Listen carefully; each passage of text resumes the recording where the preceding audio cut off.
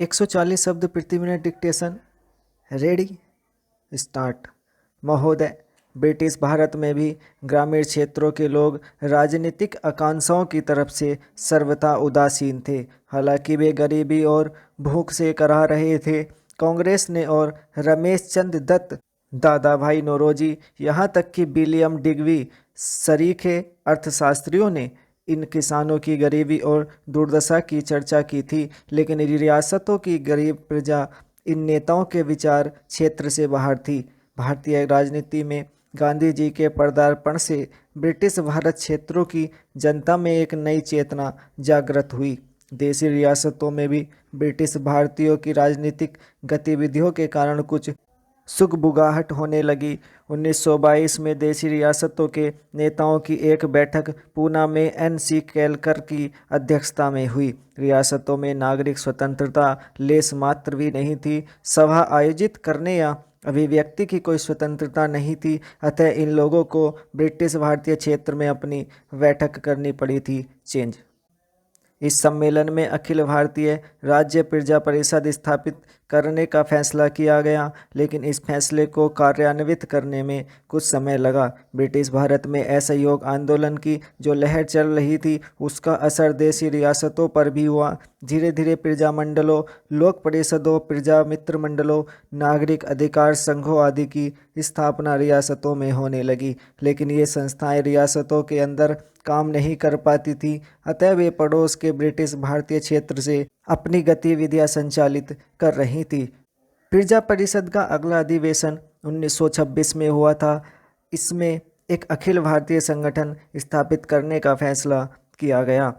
एक घोषणा पत्र में सम्मेलन ने एक संघ स्थापित करने के पक्ष में अपना मत व्यक्त किया, जिसमें देशी रियासतें भी ब्रिटिश प्रांतों की सहभागी होंगी। चेम्सफोर्ड सुधारों में एक भावी संघ का संकेत किया गया था, जिसमें ब्रिटिश प्रांत और रियासतें शामिल होंगी। भावी भारत के उज्जवल भविष्य का चित्रण करते हुए मॉन्टफोर्ड रिपोर्ट में कहा गया था, इस चित्र में रियासतों के लिए भी स्थान होगा। यही वह प्रेरणा थी जिसने 1926 में हुए रियासतों के प्रतिनिधियों को यह घोषणा करने के लिए प्रेरित किया था कि रियासतें भी इस संघ में भागीदार होंगी।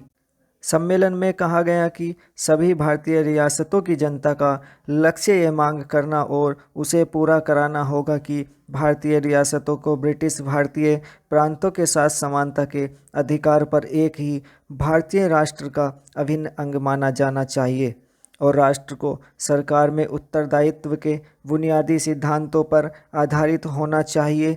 किंतु अखिल भारतीय राज्य प्रजा परिषद की स्थापना 1927 में ही हो सकी।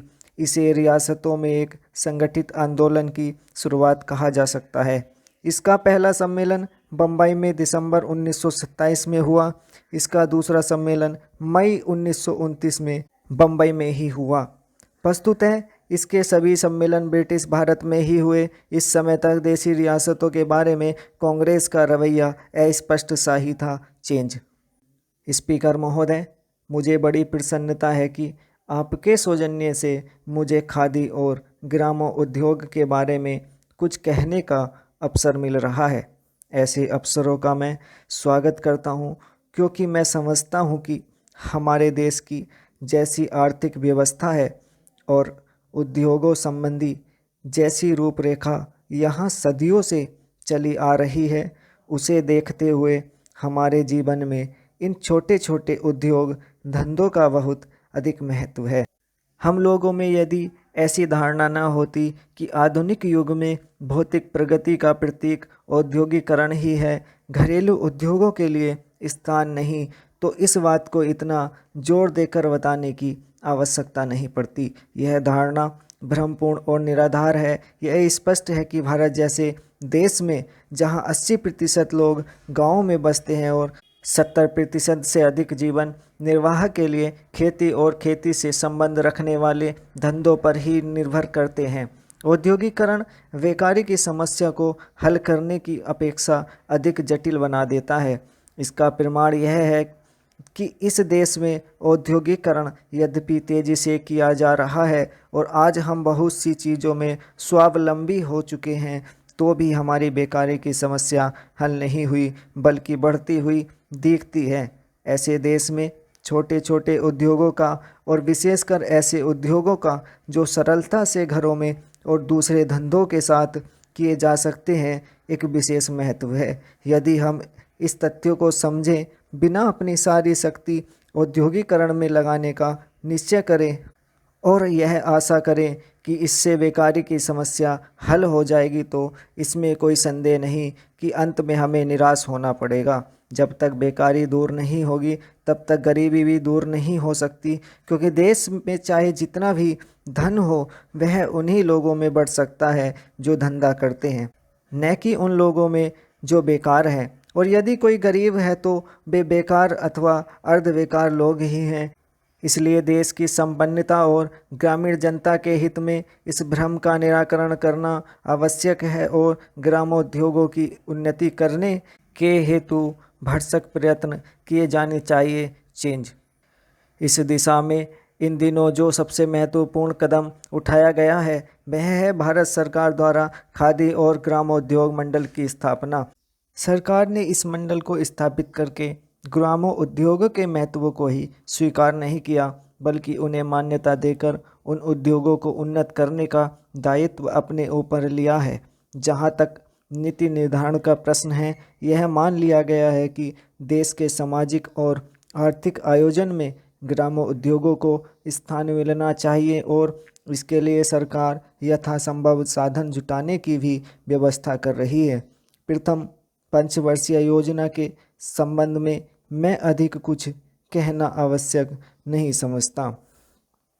आप लोग तो जानते ही हैं कि खादी को उन्नत करने के संबंध में सरकार ने विचार व्यक्त किया है। चेंज स्पीकर महोदय, वास्तव में समस्या बड़े उद्योगों और ग्रामोद्योगों में सामंजस्य स्थापित करने की है।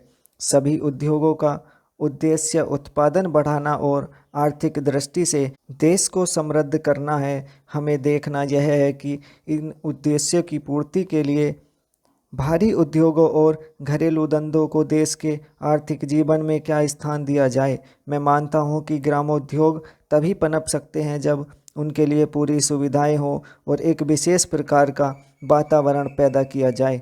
जहां तक सुविधाओं का संबंध है, योजना आयोग और भारत सरकार ने यह सिद्धांत रूप में स्वीकार किया है कि इन उद्योगों को ऐसी सुविधाएं दी जाएं जिसे खादी और दूसरे धंधों को प्रोत्साहन मिले और साथ ही बड़े उद्योगों पर भी बुरा प्रभाव ना पड़े। इसलिए मैं समझता हूं कि हमारी समस्या ठीक प्रकार की सुविधाएं सुझाने की है। प्रत्यक्ष सहायता के रूप में सरकार ने अभी तक जो कुछ किया है उससे खादी को कुछ न कुछ प्रोत्साहन मिला है। खादी के लिए एक क्षेत्र सुरक्षित कर देने के प्रश्न पर भी विचार किया गया है, जिससे खादी और मील के बने कपड़े के बीच प्रतिस्पर्धा न रहे। मैं समझता हूँ कि केवल खादी के लिए ही नहीं, दूसरे गृह उद्योग भी ऐसे हैं जिनके लिए क्षेत्र सुरक्षित कर देने चाहिए और जिन वस्तुओं का उत्पादन केवल ग्रामोद्योगों द्वारा ही हो उनके लिए हर प्रकार के बड़े कारखानों की स्थापना रोक दी जाए और यदि आवश्यक समझा जाए तो कानून का भी सहारा लिया जाए। चेंज ग्रामोद्योगों को जब तक सरकार की ओर से प्रोत्साहन नहीं मिलेगा और बड़े कारखानों के साथ उनकी प्रतिस्पर्धा होने दी जाएगी, तब तक उनका पनपना असंभव नहीं तो कठिन अवश्य है। आज तो उनको प्रोत्साहन मिलने की अपेक्षा बड़े बड़े कारखानों को माल ढोने के लिए रेल भाड़े की तथा अनेक प्रकार की दूसरी सुविधाएं अधिक मिल रही हैं और ग्रामोद्योग एक एक करके नष्ट होते जा रहे हैं। इस नीति में केवल परिवर्तन ही नहीं किया जाना चाहिए बल्कि इसको दूसरी ओर मोड़ देना चाहिए और छोटे उद्योगों को प्रोत्साहन देने के लिए उन्हें सभी प्रकार की सुविधाएं मिलनी चाहिए। उनके लिए केवल आर्थिक सहायता ही काफ़ी नहीं है। मैं जानता हूं कि सरकार ने बड़े बड़े कारखानों की सहायता के लिए करोड़ों रुपए की सहायता दी है अथवा उनको बचाने के लिए कर के रूप में जनता पर अरबों का बोझ लादा है। उदाहरण के लिए चीनी को ही लीजिए। चीनी के कारखानों को विदेशी कारखानों से सफल प्रतिस्पर्धा करने के लिए जनता को न मालूम कितने करोड़ रुपए देने पड़े हैं। स्टॉप।